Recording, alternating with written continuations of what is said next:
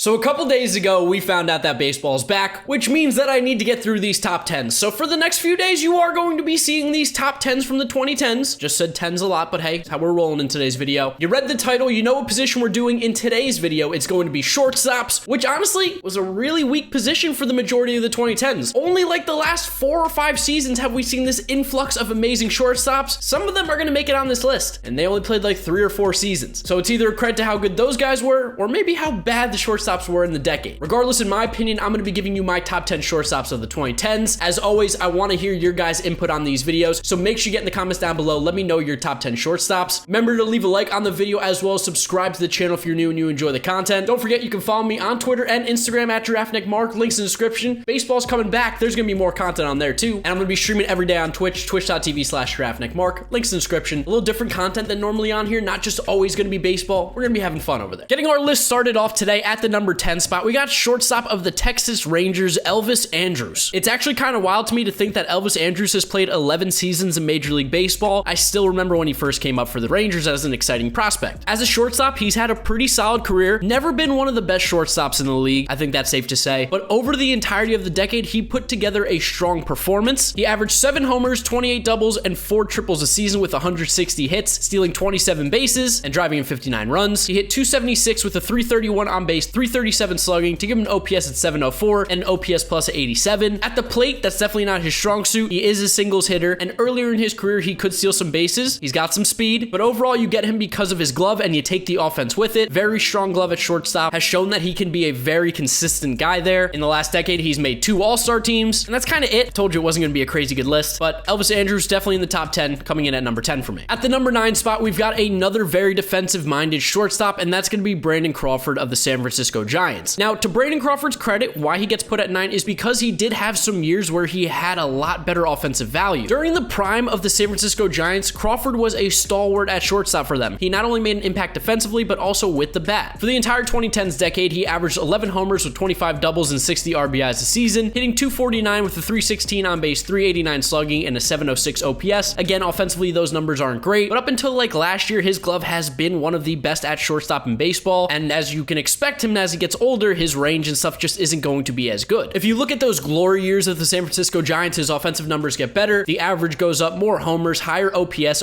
plus above 100 at 102. Combine that with his great glove, Brandon Crawford was a really good shortstop at one point in the 2010s. Overall, he's made 2 All-Star teams, won 2 World Series, 3-time Gold Glover, and a Silver Slugger award. Crawford comes in at number 9. For this next shortstop, we've got a guy who's only played about 3.5 seasons in the majors, shortstop for the Colorado Rockies, Trevor Story. Now, despite only playing in 544 games, Trevor Story makes it on this list because not only is he great with the bat, but he is also a phenomenal fielder at short. We all remember his rookie season in 2016 where he came up and took the league by storm, crushing homers, finished the season with an OPS above 900, finished 4th in the Rookie of the Year. 2017, he took a step back. He struggled. He didn't play well. But 18 and 19, he came back very strong, almost a 300 batting average, OPS above 900, hitting 30 plus homers a season. Story is really good. In his 3.5 seasons of play, he's averaging 31 homers, 33 doubles, and 87 RBIs a season while stealing 16 bases, 276 average with a 341 on base, 537 slugging, gives him an OPS at 878. That's absolutely elite. Yes, he plays in Coors, still unbelievable hitter, and you give him the glove that he has at shortstop as well, the athleticism. Trevor Story is one of the top shortstops in the game right now, and he gets inside the top 10 for as some of the best of the decade. He's made 2 All-Star teams, won 2 Silver Sluggers, finished inside the top 15 in the MVP voting twice, once inside the top 10. He's only played 3.5 seasons, but he is definitely a top 10 shortstop of the 2010s. At number 7, we've got another guy who's only played about 546 games in the majors. That's Carlos Correa of the Houston Astros. Now, Correa has been in the league for about 5 years, but he's been held back a bit due to injuries, has really only had 1 fully healthy season. To his credit though, when he has been healthy and on the field, he's been really good. Now, yes, did the trash can banging help a little bit? I think so, but you can look at this player and you know that he's got talent. Came up in 2015, won the Rookie of the Year, made an All-Star team in 2017, won the World Series that year as well, and for this decade, he's averaging 20 homers, 24 doubles, and 74 RBIs a season, hitting 277 with a 356 on base, 489 slugging, and 845 OPS, giving an OPS plus at 129. Now, I think Story is the better shortstop right now, but I think Carlos Correa for the entire decade did make more of an impact, especially with the Houston Astros. Good glove, cannon of an arm, probably one of my favorite players, even though he did cheat. I still like the guy. Let's just not cheat again. That would be cool for me. Carlos Correa, number 7. So this player coming in at number 6 shocked me because it's going to be Jose Reyes, who played for the Mets, Marlins, Blue Jays, Rockies, and back with the Mets again in this past decade. I obviously remember Reyes for his glory days with the Mets back in the late 2000s, but apparently he was a top 10 shortstop in baseball during the the 2010s as well. For the entirety of the decade, he averaged 9 homers, 25 doubles, and 6 triples a year with 44 RBIs, stealing 24 bases, and getting 131 hits in the season. 281 average with a 332 on base, 420 slugging, nice. Gave him an OPS at 752 and an OPS plus at 105. And that's with some pretty horrible years in there, like 2018 with the Mets and 2015 with the Rockies and the Blue Jays. His numbers seem to be carried by the beginning of the 2010s, where he was still a very good player and had that year where he won the batting title in the National League with the Mets. His glove definitely got worse as he got older, still had a great arm, but the range, the consistency wasn't there. It's weird for me to put him at number 6 because I just don't remember him as that kind of player in this decade, but when you do look at the numbers, I think this is the appropriate spot for him. 2-time All-Star, finished 11th in the MVP voting. Despite not being as good as he once was, he was still pretty good at short in the grand scheme of things. Getting the top 5 started, coming in at number 5, we've got Asdrubal Cabrera, who played shortstop for the Indians, Nationals, Mets, Phillies, Rays, Rangers, and back with the Nationals. He's been a bit all over the place, but he's been a top 5 shortstop in the last 10 years. At the plate, Asdrubal averaged 17 homers, 30 doubles, and 2 triples a season with 66 RBIs, hitting .265 with 326 on base, 428 slugging, and an OPS at 754 to give an OPS plus of 106. Those are pretty plus numbers offensively for a shortstop during this time period. That's really what carries him inside the top 5. Defensively, he's really more of a second baseman, third baseman nowadays, just because he's getting a little bit older, knees are a little bit weaker. But when he was in his prime with Cleveland, he was a pretty solid shortstop. He would hit, played good defense, switch hitter, made 2 All-Star teams, won the 2019 World Series with the Nationals, and he's won a Silver Slugger. I have great memories of him with the Mets. He ended up being a really good signing for us, arguably had some of his best seasons there. But I'm telling you, my bias isn't putting him there because the numbers just tell you he is a top 5 shortstop of the last 10 years. For the 4th best shortstop of the 2010s decade, we're looking at Atlanta Braves and Los Angeles Angels player Andrelton Simmons. So let's get this out of the way real quickly. Defensively, Andrelton Simmons is one of the best shortstops we've ever seen play the game. He is up there with the likes of Ozzie Smith. Now, offensively, he's a bit inconsistent. He has improved his game, but then he takes a step back, and even at his best offensively, he's just a little bit above average, but because of how good he is with the glove, that's what makes him so valuable. His glove is so ridiculously good that you take average offense and he's still going to be a top 5 player of the decade. He's played from 2012 to 2019, where he's averaged 8 homers, 23 doubles, and 3 triples a season with 50 RBIs and 8 stolen bases, 268 average with a 316 on base, 380 slugging to give an OPS at 696, and an OPS plus at 91 for the decade. So again, the offensive numbers, it tells you he's a little bit below average, but his glove carries him so much that you don't care. Like, despite not having really good offensive numbers, ever posting an OPS above 755, he's finished inside the top 10 of the MVP voting once, and inside the top 15 2 other times. Now, the weird thing is he's only won 4 gold gloves, because like it's just obvious he's the best fielding shortstop. He's won a platinum glove, won the Wilson overall defensive player of the year. That's where his true value is defensively, but even with that below average offense for the decade, I can't leave him outside the top 5. He's that good with the glove. Coming in at the number 3 spot in the top 10 shortstops of the 2010s, I'm going with Xander Bogaert of the Boston Red Sox. Came up for 18 games in 2013. Not going to look at that. Let's look from 2014 on. His career was off to a bit of a slow start, couldn't really hit for power the first 2 seasons, but in 2016 he figured something out at the plate, and he's been improving honestly ever since he came into the league, getting better and better every single year. From 2014 to 2019, he's playing in about 149 games a season, 18 homers, 38 doubles, and 2 triples with 83 RBIs and 9 stolen bases, a 289 average with a 350 on base, 452 slugging to give him an OPS at 803, well above average for shortstops. And if you look at the last few years from Xander Bogaert, he has been one of the best hitting shortstops in the league, averaging close to 50 doubles a year, 25 homers, 100 plus RBIs, and OPS above 900. He can swing the bat, there's no doubt in that. Now with the glove, he's about as useless as you can get at shortstop, basically doesn't have hands, but he is improving, he is trying to get better. That doesn't necessarily mean anything, but when you swing the bat like Xander Bogaert, I don't really care, because that's winning you some games. It makes up for the lack of defense. So for me, he comes in at number 3. He's made 2 All-Star teams, won 2 World Series, 3-time Silver Slugger. His value is 100% with the bat, and for me, that's why I put him at number 3. Glove is important, I just love the bat a little bit more. At the 2 spot, despite only playing in about 4.5 seasons of Major League Baseball, we've got Francisco Lindor. Yes, Francisco Lindor, who's played in 700 games this decade, is the 2nd best shortstop. A little bit of a credit to how good he is, and just how weak the shortstop position was this past 10 years. Came up in 2015, played in 99 games, 2nd in the Rookie of the Year, 835 OPS. You knew this kid was going to be something special. Ever since then, he's finished inside the top 10 of the MVP voting 3 times and 15th last year. His power's improved. He's had 3 seasons in a row with 30 plus homers and 40 doubles. Like, what from a very good defensive shortstop as well? You look at his average for the decade, he's pretty nasty. Since 2015, he's averaging 26 homers, 36 doubles, and 3 triples a season with 77 RBIs and 19 stolen bases, hitting .288 with a 347 on base, 493 slugging to give him an OPS at 840 and an OPS plus at 119. Again, well above average bat, and you look at the last 3 years, 30 and 40 with almost 100 RBIs and 20 stolen bases. Like, what? That's so good. Oh yeah, and by the way, his glove, pretty disgusting at shortstop. shortstop, has won 2 Gold Gloves, beating Andrelton Simmons. It takes a lot to beat Andrelton Simmons. That dude is gifted. He is special. He might make it to the Hall of Fame because of his glove. Francisco Lindor is that good. In just 4.5 seasons of play, he gets to the number 2 spot of the decade. Absolute stud. 4-time All-Star, 2-time Gold Glove Award winner, 2-time Silver Slugger. He's won a Platinum Glove. He's just that good, and that's why he comes at number 2. Whoever signs him as a free agent a couple seasons, wow, you're getting a great player. I don't know how people think he's overrated. Like, you're just dumb. But he's not good enough to come in at the number 1 spot, because at number 1, we're going with Colorado Rockies, Toronto Blue Jays, and New York Yankees shortstop Troy Tulowitzki. Now, Tulo's an interesting case. He only played in 859 games in the entirety of the decade. That's an average of 95 a season. But the years that he was healthy and able to play, he was so good. Troy Tulowitzki was great. His biggest issue has always been staying healthy. You look at his numbers, his averages: 18 homers, 20 doubles, and 60 RBIs a season, hitting .293 with a .363 on base, .506 slugging to give him an OPS of 868, one of the highest OPSs from shortstops of the decade, and a 123 OPS plus. Now, if you look at just the years where he's healthy, he's basically averaging 25 homers, 25 plus doubles, 70, 80 RBIs, hitting .300 with close to 400 on base, close to .550, 600 slugging, and an OPS well above 900. The dude was gifted at the plate. He just didn't have the gift of being able to stay healthy. So his bat was incredible, and his glove was also really good. Such a strong glove at shortstop, so athletic, cannon of an arm, one of the most fun players to watch. I hate to keep going to it, but the problem with him was always his injuries, and even then, he was that good. The guy really only played about 4 or 5 full seasons in the decade, and he comes in at the number 1 spot. So incredibly talented. So those are my top 10 shortstops of the 2010s decade. I would love to know what you guys think about it down in the comment section below. Do you agree with me? Do you disagree with me? Who is your top 10? Remember to leave a like on this video if you did enjoy it, as well as subscribe to the channel if you are enjoying the content. Baseball's back, so you know we're gonna be uploading a ton. Make sure you check me out on Twitter, Twitch, Instagram, all the social medias, links in the description. Keep up to date there. And that's where I'm gonna wrap up today's video. You guys know the drill from here on out. YouTube recommends you watch this video, as well as this is my most recent upload. So click through those if you have not yet seen them. Thank you guys for watching, and I'll catch you all tomorrow for probably another top 10 ranking. Bye.